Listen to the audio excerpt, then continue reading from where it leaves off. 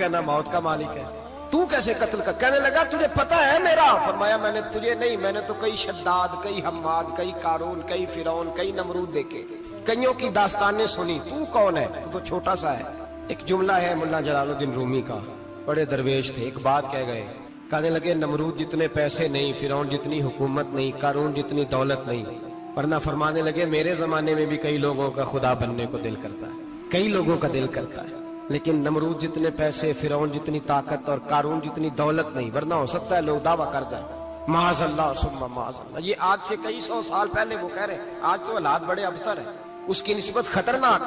फरमाने लगे हजरत सईद बिन जुबैर तू जिंदगी मौत का मालिक नहीं। कहने लगा पकड़ो, कत्ल करो इसे, ले जाओ। जब पकड़कर खींच कर ले जा रहे थे ना, तो हजरत सईद बिन जुबैर मुस्कुराने लगे। अब जालिम के सामने मुस्कुराए तो उसको बड़ा गुस्सा आया, ये मेरा मजाक उड़ाता है। बुला लिया, इधर आओ, क्यों मुस्कुरा रहे हो, क्या हुआ? तो हजरत सईद बिन जुबैर कहने लगे मैं मुस्कुरा रहा हूँ तेरी बेवकूफी पर और अपने अल्लाह की दी हुई ढील पर। मैं मुस्कुरा रहा हूँ कि या अल्लाह क्या बात है, क्या तेरा शान है, कैसे लोगों को ढील दी हुई है। मैं मुस्कुरा रहा हूँ तेरी बेवकूफी पर कि तू समझता है शायद मुझे पूछने वाला कोई नहीं। कहने लगा इसको बाहर ना ले जाओ, मेरे सामने कत्ल करो। ठीक है जी।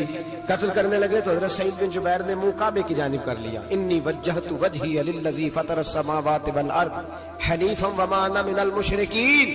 जब आपने ये आयतें पढ़ी ना कि मैंने मुंह कर लिया है अपने रब की जानिब, करो मुझे कत्ल, कहने लगा नहीं नहीं, इसका मुंह फेरो, काबे की तरफ हो के कत्ल ना हो। है जालिम पर पागल हो गया है। हजरत सईद बिन जुबैर के हौसले ने शिकस्त दे दी, नाकाम हो गया, मखबूतुल हवास हो। कहने लगा इसका मुंह फेर दो।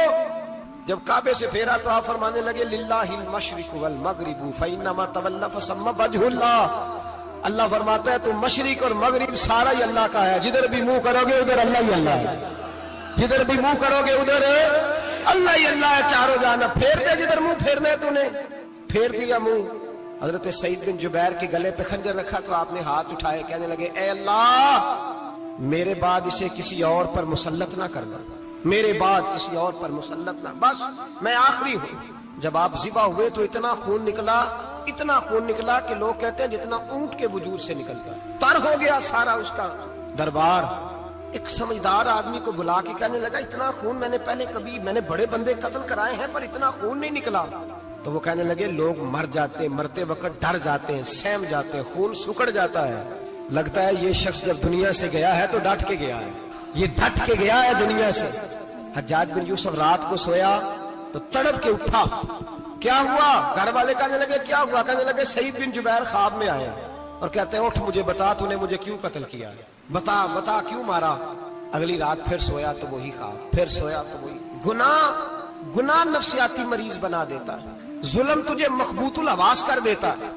जब तू ज्यादती करता है तो अल्लाह फरमाते हैं कि मैं, तू अल्लाह को भूलता है, अल्लाह तुझे अपना आप भुला देता है। फिर तू भूल जाता है, फिर तू सीधे रास्ते पे चलता है पर भटक जाता है, फिर तू सही रास्तों का तायुन करके भी गुमराह होता है, फिर तू रोज वही गाड़ी चलाता है पर अब जब तू ब्रेक लगाता है तो नहीं लगती। जब गुनाहों के साथ तू मखबूतुल हवास होता है, तू रोज वो कारोबार करता है, लेकिन जब तेरे गुनाह तुझे घेर लेते हैं फिर उसी कारोबार में तू नुकसान उठाता है। हज्जाज बिन यूसुफ तड़पता है, रोता है, यहाँ तक के बीमार हो गया, पेट में दर्द होती है, पता नहीं क्या हुआ, तकलीफ होती है, पता नहीं। सारे हकीम, तबीब, डॉक्टर, कोई ना समझ सका कि बीमारी क्या है। जो बीमारियां खुदाई होती हैं उनका लोगों को पता, जो आजमाइशें रब की जानिब से होती हैं वो डॉक्टरों के हत्थे नहीं चढ़ती। जो तकलीफें अल्लाह देता है उनका हकीम, तबीब इलाज नहीं कर पाते, मुश्किल। और शिफा उसी वक्त होती है जब अल्लाह देना चाहे, और जब रब ही देना ना चाहे तो बड़े बड़े डॉक्टर कहते हैं कि हमारे बस की बात नहीं रही। बगदाद से हकीम आए, पेट देखा, कहने लगे ना तेरे मिर्दे में कोई दिक्कत है, ना तेरे जिगर में, ना किसी और जगह, माजरा क्या है? एक आखिरी इलाज है, आखिरी। वो क्या? गोश्त का छोटा सा टुकड़ा धागे के साथ बांध के मुंह में डाला और फिर एक बारीक सा तिनका लेके उसको अंदर डालने लगे गले में। वो गोश्त का टुकड़ा जब हलक के अंदर उतर गया, उस हकीम ने वापस खींचा तो कैसे ऐसी बदबू आई जैसी कभी सूंघी न थी। जानवर, कीड़े मकोड़े लगे हुए बाहर निकले और जब देखा तो जितने महल में लोग बैठे थे चिल्लाते हुए निकल गए कि ये क्या मुसीबतें हैं। हकीम भी उठ के दौड़ने लगा, کہا تجھے کیا ہوا؟ کہنے لگے حجاج تیری بیماری زمینی نہیں، تیری مصیبت زمینی نہیں۔ کہا میری مرض تک تم کیوں نہیں پہنچ پا رہے؟ تو کہنے لگے لگتا ہے تو بد دعا کا مریض ہے، لگتا ہے تو ظلم کا مریض ہے، تو جبر کا مریض ہے۔ تڑپتا رہا، سسکتا رہا۔ ایک وقت وہ بھی آیا کہ گھر والوں نے کمرے میں بند کر کے تالا لگا دیا، دیوار سے ٹکرے مارتا۔ او بھائی، جو گناہوں کے بیمار ہوتے ہیں انہیں شفا نہیں ہوتی، جو ظلم، جبر، بربریت کے بیمار ہوتے ہیں انہیں سکون قلبی میسر نہیں آتا۔ دوائیاں ان بیماریوں کی بنی ہوئی ہیں جو بیماریاں زمینی ہیں، جو بیماریاں خوراک کی بد پرہیزی سے ہوتی ہیں، جو گناہوں کی بد پرہیزی سے ہوتی ہیں، ان کی بیماریاں، ان کی شفا توبہ ہے، ان کی شفا رجوع اللہ ہے، ان کی توبہ اللہ سے معافی مانگنے سے شفا ہوتی ہے۔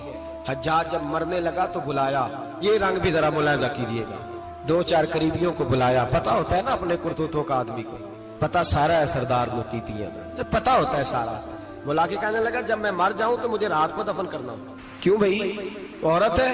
کہنے لگا نہیں رات کو دفنانا۔ ٹھیک ہے رات کو دفنا دیں گے۔ پھر کہنے لگا جب صبح ہو جائے تو صبح ہونے سے پہلے پہلے میری قبر زمین کے برابر کر دینا، نشان مٹا دینا۔ کہا وجہ؟ تو کلمہ پڑھتا ہے، حضور کا حکم ہے کہ قبر کم از کم ایک بالش، ایک گٹ اونچی ہونی چاہیے زمین سے کم از کم، تو تیری قبر مٹا دے۔ وجہ پتہ ہوتا ہے اپنے ظلموں کا۔ کہنے لگا مجھے پتا ہے لوگ میرے مرنے کے بعد میری قبر بھی نہیں چھوڑیں گے، دنیا میں تو میرے جبر کی وجہ سے کوئی آ نہ سکا، لیکن میری قبر بھی لوگ جنازوں میں باتیں شروع کر دیتے۔ جنازوں میں نے ایسی بھی داستانیں سنی ہیں کہ کوئی مرا تو لوگ جوتوں کا ہار قبر پہ ڈالا ہے۔ نہیں بھائی، تو جب زندہ تھا تو تیرے جبر ظلم کی وجہ سے نہیں کو بول سکا۔ ایک تو ایک قیامت میں حساب ہوگا، یہاں دنیا میں حساب ہونے لگتا ہے۔ اتنی لمبی زبانیں لوگوں کی لٹک کر مرتے وقت باہر نکل آتی ہیں۔ دعا کریں، جمعہ ہے، اللہ تعالیٰ ایمان کی موت عطا فرمائے۔ دعا فرمائے رب تعالیٰ اللہ تبارک و تعالیٰ توبہ کر کے جانے کی توفیق عطا فرمائے۔ جاگے جاگے اور سنے اور دعا کرے، اے اللہ تو ہمیں ظلم سے ویسے ہی محفوظ فرما، اگر ہم زیادتی کرنے لگے تو اے اللہ ہمیں اس سے منع فرما، ہمیں اس سے تو یہ توفیق دے کہ ہم بھاگ آ جائیں اس گناہ سے۔ میرے بھائی، ایک تو دنیا میں سزا ہے، پھر قیامت کی سزا ہے، اور وہ زیادہ سخت ہے، وہ زیادہ سخت ہے۔ ہم لوگوں نے نا ہیلے بہانے بڑے بنائے ہوئے ہیں۔ بینک کے ساتھ کاروبار کرنے والا کہتا ہے نہیں نہیں مجبوراً لیا ہے، مجبوراً مر رہا تھا تو آخری لمحوں پہ تھا تو جائز ہے، جائز ہے۔ اس وقت جب تجھے کھانے کو لقمہ نہ لگے تو حرام کھانا بھی جائز ہے۔ کیا دقت تھی؟ کیوں اللہ رسول کے مقابلے میں کھڑا ہوا تو؟ کیوں سود کا دھندا کیا؟ کیا تکلیف تھی؟ کیا کہاں تو الجھ گیا تھا؟ ہم جان بوجھ کے اپنے لیے جہنم کٹھی کرتے ہیں، پھر کہتے ہیں سکون نہیں زندگی میں۔ کہاں سکون آئے گا؟ کیسے آئے گا؟ ہم نے خود آگ لگائی ہے چمن میں اپنے۔ جو قیامت کی سزا ہے، میرے نبی پاک علیہ السلام نے فرمایا رب تمہیں سامنے کھڑا کرے گا۔ اور کس طرح کھڑا کرے گا؟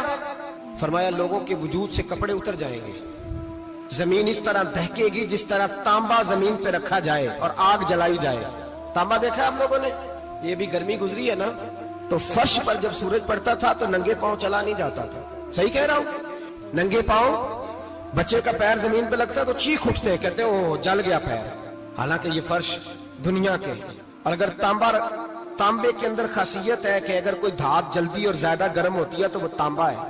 میرے نبی نے مثال دی تو اس کی دی جو سخت تھا، فرمایا تانبے کی طرح زمین تپائی جائے گی اور پھر ننگے پاؤں رب تمہیں کھڑا کرے گا۔ آج سورج کی پشت تمہاری جانب ہے، قیامت میں منہ تمہاری جانب ہوگا۔ نیزہ آپ نے دیکھا ہوگا، نیزہ ہوتا تھا، فرمایا یہ جو تم نیزے دیکھتے ہو صرف 1.25 نیزے کے برابر سورج قریب آ جائے گا، اور پھر اللہ تمہیں سامنے کھڑا کر کے تم سے سوال جواب کرے گا۔ اور حضور نے کہہ دیا ہے تو اب کسی نعت خواں کے کہنے سے بات بدل سکتی، کسی پیر کے کہنے سے جملہ بدل سکتا، کسی خطیب کے کہنے سے فکر نہ کرنا وہ سامنے جنت پڑی ہے، اب بات بدل سکتی۔ خدا کی رحمت پر بھروسہ رکھنا ضروری ہے، نبی پاک کی شفاعت کی امید رکھنا، بولیے، لیکن جو حضور نے بیان کیا ہے اس کو ماننا بھی یہ بھی ضروری ہے۔ میرے نبی پاک نے فرمایا اللہ تم سے حساب لے گا اور اللہ پوچھے گا، تم نے جواب دینا ہے۔ حضور کس شے کا؟ فرمایا جو پہنتے ہو اس کا جواب نہیں دینا، جو کھاتے ہو اس کا جواب نہیں دینا، جو اللہ کے رستے میں دیتے ہو اس کا جواب، باقی ہر شے کا جواب دینا ہے۔ ادھر جو پلاٹ ہے اس کا بھی جواب دینا ہے، اور جو بچوں کو پیسے بتائے ان کا بھی جواب دینا ہے، جو چھپائے ہیں ان کا بھی۔ ثم لتسألن یومئذ عن النعیم، جو کمیٹی اپنے محلے میں ڈالی ہے اس کا بھی جواب دینا ہے, جو سسرال کے علاقے میں ابا جی سے چوری ڈالی ہوئی ہے اس کا جواب بھی, سب کا جواب دینا ہے, تمام حساب کتاب. اور اللہ فرماتے ہیں میں سامنے کھڑا کر کے ہر سوال کا تجھے جواب, تجھے ہر سوال کا جواب صاحب. اچھا یہ جو بڑے لوگ تھے وہ حساب سے ڈرتے تھے, ہم چھوٹے لوگ ہیں ہم حساب سے ہم نہیں ڈرتے, ہم کہتے ہیں دیکھی جائے گا. بڑے لوگ جو تھے وہ حساب سے, حضرت ابو بکر صدیق دعا کرایا کرتے تھے, دعا کرو اللہ مجھ سے حساب نہ پوچھے. حضرت عمر فاروق رضی اللہ تعالیٰ عنہ اپنے بیٹے سے کہتے تھے بیٹا اپنے باپ کے لیے رحمت کی دعا کرنا, میں درگزر والا ہوں, میں حساب والا کوئی نہیں. بڑے لوگ ڈرتے تھے, بڑے لوگ. حضرت عثمان غنی قبر پہ کھڑے ہوتے تھے تو داڑھی آنسوؤں سے بھیگ جاتی. غلام کہتے ہیں حضور 3 دفعہ نبی پاک نے آپ کو جنت کی بشارت دی, 3 دفعہ بشارت دی ہے تو آپ کیوں اتنا روتے ہیں؟ عثمان غنی فرماتے جس رسول نے مجھے جنتی کہا ہے اسی محبوب نے مجھے فرمایا تھا عثمان قبر آخرت کی منزلوں میں سے پہلی منزل ہے. اور آپ فرماتے میرے تو کمرے میں دیا گل ہو جائے تو مجھے ڈر لگتا ہے, اس میں تو مکمل اندھیرا ہے. آپ فرماتے کھڑکیاں بند ہو تو دم گھٹنے لگتا ہے, اس کو تو دروازہ ہی کوئی نہیں, روشن دان تک نہیں. بھائی جو بڑے تھے وہ ڈر رہے تھے. مولا علی شیر خدا نماز کا وضو کر کے کانپتے تھے, کانپتے. علی آپ مرحب کے سامنے نہیں کانپے, خیبر کا دروازہ اکھاڑتے نہیں کانپے.